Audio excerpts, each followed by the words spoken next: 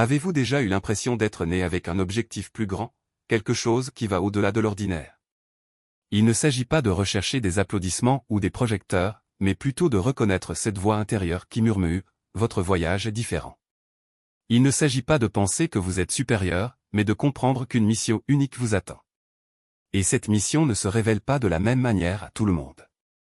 Chacun porte une vocation particulière, certains guérissent, d'autres enseignent, il y a ceux qui protègent, ceux qui ouvrent des chemins, et comprendre lequel est le vôtre peut complètement transformer votre façon de voir la vie. Aujourd'hui, je vais partager avec vous les 9 types d'âmes choisis et ce que chacune est venue accomplir dans ce monde. Si vous vivez avec le sentiment d'avoir été mis à part pour quelque chose que vous ne comprenez pas encore pleinement, c'est votre moment. Il s'agit peut-être simplement de vous souvenir de l'engagement que vous avez pris avant même d'arriver ici. Je m'appelle Georges, et si ces mots vous semblent logiques, suivez cette chaîne. Ce que j'apporte ici n'est pas un divertissement, c'est une guidance. Il s'agit de récupérer qui vous êtes et pourquoi vous êtes ici. Parcourons ce chemin ensemble. Le premier type est l'intercesseur, celui qui ressent pour tout le monde. Il porte un cœur sensible et une âme profonde, non pas comme un fardeau, mais comme une connexion intense avec le monde. C'est comme si chaque douleur collective résonnait en lui. Il n'est pas rare de se réveiller au milieu de la nuit avec un poids sur la poitrine, l'urgence de prier pour quelqu'un qu'on ne connaît même pas. C'est élu à la mission silencieuse mais puissante de soutenir spirituellement les personnes, les groupes et même les nations. Il prie quand personne ne le voit, pleure quand personne ne comprend, se bat pour les autres même quand personne ne le reconnaît.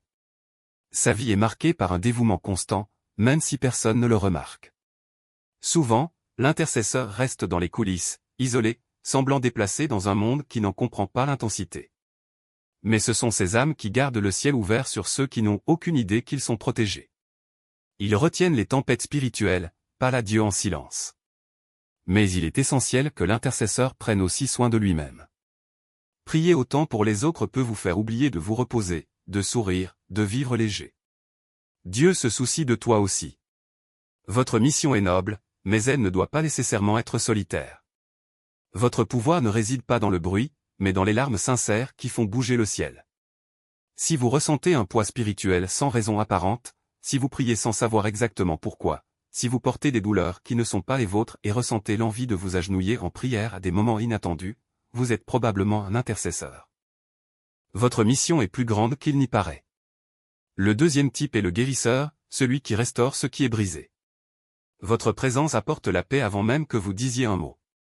Votre énergie véhicule confort, empathie et écoute attentive. Les gens s'ouvrent à lui sans comprendre pourquoi, comme si leur cœur savait que c'est un endroit sûr. Ce n'est pas une coïncidence, c'est un cadeau. Le guérisseur n'agit pas seulement avec ses mains, mais avec ses yeux, ses paroles et sa capacité d'écoute. Il ressent la douleur des autres et a le pouvoir de l'atténuer, de la reconstruire. De nombreux guérisseurs portent de profondes blessures, et c'est précisément cette souffrance qui les a préparés à aider les autres à se remettre sur pied. Votre mission n'est pas de sauver tout le monde, mais de donner de la force à ceux qui croisent votre chemin. Ils éclairent là où sont les ténèbres, ils apportent de la clarté à ceux qui sont perdus. Son don est discret mais transformateur, transformant la douleur en soulagement et le chaos en reconnexion. Si vous remarquez que votre présence améliore la journée de quelqu'un, si les gens viennent vers vous pour vous défouler, si vous ressentez un appel à prendre soin des autres, vous pourriez être un guérisseur. Mais rappelez-vous, les guérisseurs ont aussi besoin de guérison. Vous n'êtes pas obligé de tout transporter vous-même. Protégez votre énergie, car le monde a besoin de vous entier et non épuisé. Votre contact est rare et votre mission est belle. Le troisième type est le guerrier spirituel, celui qui se bat même lorsqu'il est fatigué. Votre vie n'est pas facile. Dès son plus jeune âge, il affronte des combats qui semblent plus grands que sa force. Perte, traumatisme, injustice, souffrance sans fin. Pourtant, il persiste. Pas par fierté, mais parce que quelque chose en lui sait qu'il est né pour résister. Cet élu est appelé à combattre, non pas avec les armes ou la violence, mais avec la foi, l'autorité spirituelle et le courage. Il affronte des forces invisibles, protège sa maison, sa famille, ses amis, souvent sans que personne ne s'en aperçoive. Le guerrier ressent lorsqu'un environnement est lourd, entre dans un lieu et identifie immédiatement, quelque chose ne va pas ici. Et c'est alors que leur combat commence. Il prie fermement, invoque la protection, brise les chaînes, purifie l'air sans que personne ne s'en aperçoive. Votre force n'est pas dans l'apparence, mais dans l'esprit. Et même s'il est épuisé, il continue, car il sait que son combat n'est pas seulement pour lui-même, mais pour tous ceux qui ne pourraient pas se battre seuls. Le guerrier doit aussi apprendre à se reposer. Toutes les batailles ne vous appartiennent pas. Parfois, la meilleure arme est le silence ou simplement la reculade. Savoir quand se battre et quand se rendre est un signe de sagesse spirituelle. Si vous avez déjà eu l'impression de vivre dans une guerre spirituelle constante, si vous vous battez pour la justice, si vous protégez farouchement ceux que vous aimez, vous êtes un guerrier. Le ciel vous reconnaît, même si le monde ne le voit pas. Le quatrième type est le prophète, celui qui voit l'invisible. Ce n'est pas seulement quelqu'un qui prédit l'avenir, mais une âme en harmonie avec les dimensions supérieures, qui perçoit au-delà de ce que voient les yeux. Écoutez ce qu'il y a au-delà du silence, anticipez les événements. Ses rêves sont intenses, ses visions symboliques, ses paroles ont du poids même lorsqu'elles ne sont pas immédiatement comprises. Cet élu est sensible aux signes des temps, ressent les mouvements spirituels autour de lui, se rend compte quand quelque chose est sur le point de changer. Il véhicule souvent des messages urgents sous forme de mots, d'images ou d'impressions fortes. Le prophète dit ce que peu ont le courage de dire, car il sait que la vérité, aussi inconfortable soit-elle, libère. Il vit entre ciel et terre, présent mais aussi connecté aux réalités spirituelles. Il souffre lorsqu'il voit des injustices, il est affligé lorsque les autres ne voient pas ce qu'il a déjà vu. Votre combat est d'être compris, votre mission est d'alerter, de guider, d'éveiller. Si vous avez des visions ou des rêves qui se réalisent, si vous ressentez les choses avant qu'elles ne se produisent ou si vous avez l'impression de porter des paroles qui brûlent en vous jusqu'à ce qu'elles soient prononcées, vous êtes probablement un prophète. Dans des terres non encore cartographiées par la foi ou la raison. Là où d'autres ne voient que des ténèbres, ils voient des possibilités, là où il y a de la résistance, ils avancent. Votre âme n'est pas faite pour suivre des sentiers battus, mais pour créer de nouveaux itinéraires, pour défier ce qui est considéré comme impossible, et prouver que le ciel réserve encore des surprises. Dès son plus jeune âge, le pionnier ressent une vocation différente. Pendant que d'autres se contentent de réponses toutes faites, lui interroge. Alors que beaucoup se contentent de la sécurité du connu, lui prend des risques. Non pas par rébellion, mais par certitude intérieure qu'il y a plus de vérité, plus d'amour, plus de justice, plus de vie. Sa mission n'est pas seulement d'innover, mais aussi de préparer le terrain pour que d'autres puissent lui succéder. Il est le premier à essayer, le premier à faire des erreurs, le premier à réussir. Et même si personne ne comprend ses pas, il continue d'avancer, car il sait que son voyage n'est pas seulement le sien. Le pionnier n'a pas peur de l'inconnu. En fait, cela vous attire. Que ce soit dans l'art, la science, la spiritualité ou les relations, il cherche ce qui n'a pas encore été exploré.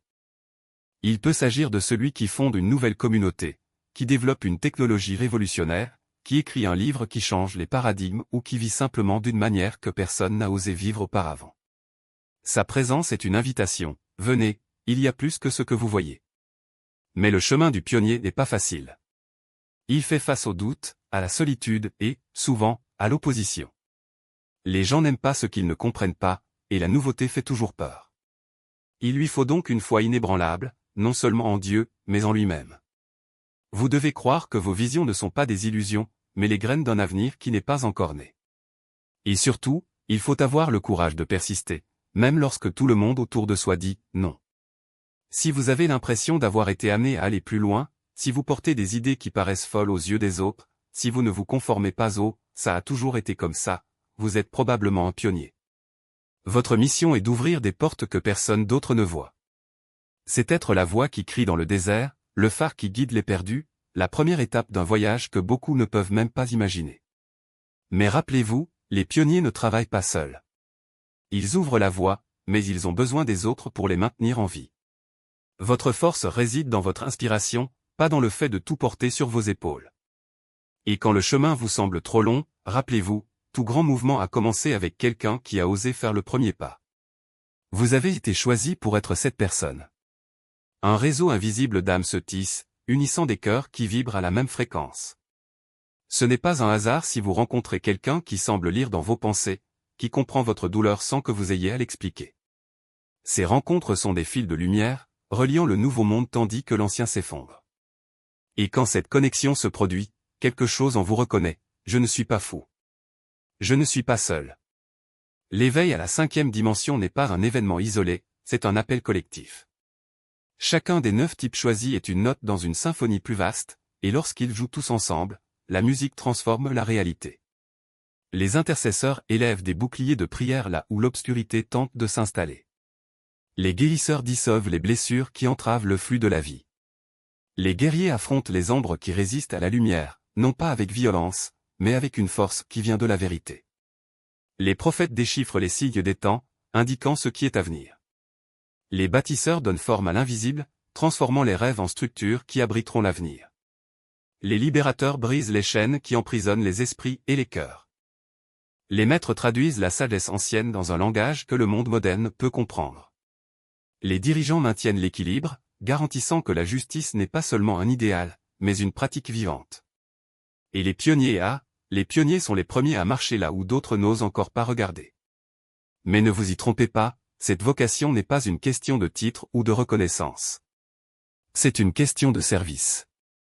Il s'agit de permettre à la lumière qui vit en vous de déborder, même lorsque le monde insiste pour qualifier cela de folie. Parce que la vérité est que ce qui semble fou aujourd'hui sera la nouvelle normalité demain. Ce qui semble aujourd'hui être un rêve deviendra une réalité pour beaucoup. Et ce qui semble aujourd'hui être une solitude sera le germe d'une communauté qui n'est pas encore née. Le processus d'éveil est comme une métamorphose. Premièrement, vous vous sentez piégé dans un cocon de doute, remettant en question tout ce qui avait autrefois un sens. Vient ensuite la douleur de la transformation, lorsque les anciennes couches commencent à se briser. Et puis, au moment où vous vous y attendez le moins, vous en ressortez plus léger, plus libre, plus vous-même que jamais. Les ailes autrefois repliées s'ouvrent désormais et vous réalisez que voler a toujours été votre destin. Mais ne vous y trompez pas, le vol ne consiste pas à s'échapper de la terre, mais à la voir d'un point de vue plus élevé. Voir que chaque larme versée, chaque bataille perdue, chaque nuit blanche faisait partie de l'entraînement pour ce moment. Et lorsque le doute reviendra car il reviendra, rappelez-vous, vous n'avez pas été appelé à être parfait. Vous êtes appelé à être fidèle. Fidèle à la voix qui murmure en vous, même lorsque le monde crie le contraire. Fidèle au but qui brûle comme un feu dans la poitrine, même lorsque les circonstances tentent de l'éteindre. Fidèle à la vérité que vous faites partie de quelque chose de plus grand et que votre contribution, aussi petite qu'elle puisse paraître, est essentielle. La 5e dimension n'est pas un endroit où aller, c'est un état d'être dans lequel grandir. Et cette croissance ne se produit pas du jour au lendemain. C'est une floraison lente, comme une fleur qui s'ouvre pétale par pétale, résistant au vent et à la pluie jusqu'à ce qu'elle révèle enfin sa beauté. Mais quand cela arrive, quelque chose change pour toujours. La peur perd son pouvoir. Le jugement des autres n'a plus d'importance. Et vous réalisez que vous avez toujours su, au fond, qu'il y avait quelque chose de plus, quelque chose au-delà des apparences, au-delà des limites, au-delà de ce que l'on voit. Alors, si vous lisez ces mots et sentez votre cœur battre plus vite, sachez, ce n'est pas une coïncidence. C'est une confirmation. Vous avez été choisi non pas parce que vous êtes meilleur que quiconque, mais parce que votre âme a dit oui avant même que vous sachiez ce que vous disiez. Et maintenant, l'univers réagit. La question n'est plus de savoir si vous vous réveillerez. La question est, que ferez-vous de cette lumière lorsqu'elle s'allumera en vous? Car une chose est sûre, c'est déjà là. Et elle ne partira pas. Elle attend juste que vous arrêtiez de résister et que vous commenciez à briller. Le sens du but brille à nouveau comme un phare dans l'obscurité. La marche cesse d'être une simple survie et devient un voyage avec une direction. C'est pourquoi, plus que chercher une mission, la véritable invitation est de reconnaître où votre âme agit déjà.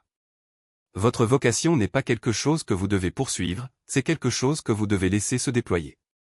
Il était toujours là, palpitant en silence, attendant le moment où tu dirais enfin, oui, je vois. Et ce moment est maintenant.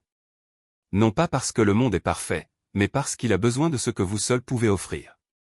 Son essence n'est pas une chance, c'est une réponse. La nouvelle conscience ne se construit pas avec des idées répétées, mais avec des voix uniques, comme la vôtre. Le ciel ne doute pas de vous. Il est convaincu que, le moment venu, vous vous souviendrez de qui vous avez toujours été. Et lorsque cela se produira, ce ne sera pas seulement un choix, ce sera un réveil. Le réveil que le monde entier attendait.